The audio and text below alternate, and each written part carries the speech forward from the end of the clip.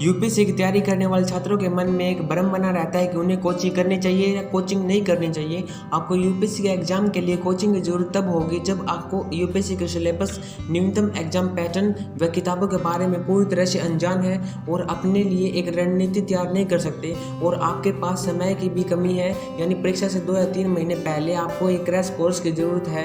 यदि आप अकेले रहकर तैयारी करने में आत्मविश्वास नहीं रखते हैं तो आप सिविल सेवा मुख्य परीक्षा देना चाहते हैं और आप अपने ऑप्शनल सब्जेक्ट में कमज़ोर हैं तो आप कोचिंग ले सकते हैं। आपकी इसमें क्या राय है, कमेंट में ज़रूर बताना।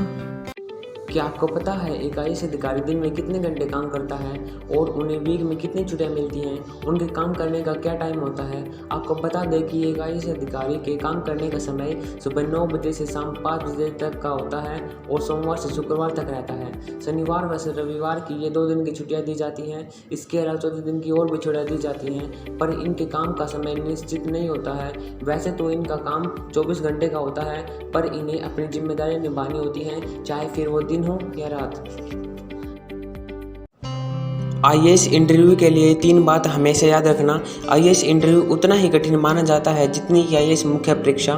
दोनों में अंतर यह होता है कि आईएएस इंटरव्यू का कोई समय सिलेबस नहीं होता है, इसलिए ये 3 बात याद रखना। पहली, आपकी पर्सनैलिटी। यूपीएससी सिविल सर्विसेज परीक्षा के अंतिम चरण को पर्सनैलिटी टेस्ट कहा जाता है।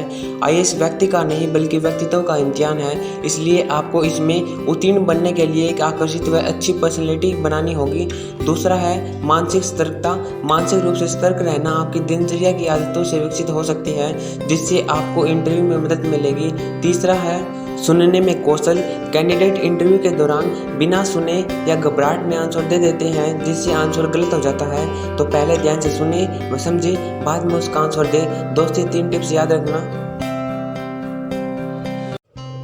कई विद्यार्थियों के मन में सवाल आता है, अगर यूपीएससी एग्जाम में प्रीलिम्स और मेंस एग्जाम इंग्लिश भाषा में दे तो क्या इंटरव्यू हिंदी भाषा में दे सकते हैं या फिर नहीं? आपको बता दें कि अगर आप आईएएस की तैयारी कर रहे हैं और यूपीएससी का एग्जाम देना चाहते हैं, यदि आप यूपीएससी एग्जाम इंग्लिश भाषा में देते हैं और इंटरव्यू हिंदी भाषा में देना चाहते हैं तो आप ऐसा कर सकते हैं, क्योंकि यूपीएससी के द्वारा ऐसा कोई नियम नहीं बनाया गया है कि यदि वह प्रीलिम्स और मेंस एग्जाम इंग्लिश भाषा में देता है तो इंटरव्यू भी इंग्लिश भाषा में देना होगा। यह आप पर निर्भर करता है कि आप इंटरव्यू किस भाषा में दें, इंग्लिश या हिंदी।